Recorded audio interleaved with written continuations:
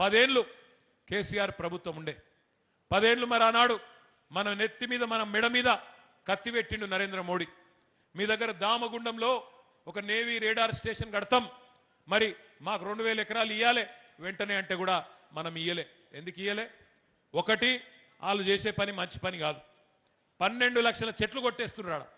12 లక్షలు. అది ఎక్కడ? మీ వికారాబాద్ అడవులలో.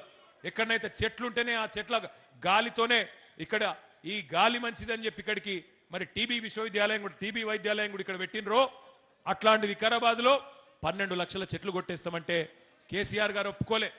నేను ఇయ్యా అన్నాడు, ఇయ్యలే.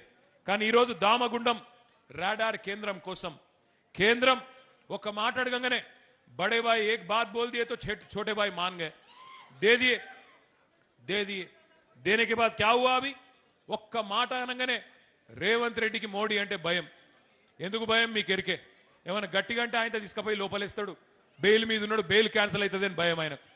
ఆయన భయం ఆయన పుసుకున్న మొత్తం 2000 ఎకరాలు అప్పచెప్పిండు. అప్పచెప్పి 2900 ఎకరాలు అలా లక్షల చెట్లు కొట్టేస్తున్నారు.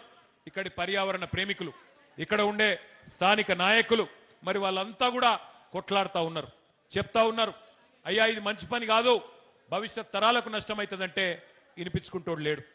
మూసీ ప్రక్షాళన చేస్తాడట, మూసీని బాగు చేస్తా అంటోడు. మూసీ పుట్టిన కాడ మూసీ జన్మస్థలంలో 12 లక్షల చెట్లు కొట్టేస్తాడు ఎవడన్నా తెలివి ఉన్నోడు? భవిష్యత్ తరాల మీద ఆలోచన ఉన్నోడు చేసే పనైనా ఆలోచించండి. నది పుట్టిన కాడ మూసీని ఇక్కడ సంపేసి కిందికి పోయి సుందరీకరిస్తా అంటే అది కమిషన్ల కోసం మాత్రమే అన్న విషయం మనకు తెలియదా? ఆలోచించండి.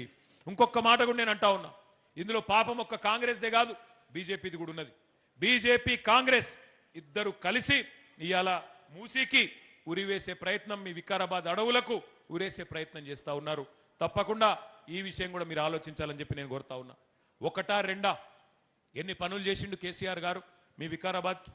ఒక కొత్త collectorate, SP office, medical college, AYUSH ఆసుపత్రి, గిరిజన భవన్ ఇవన్నీ కట్టుకున్నాం.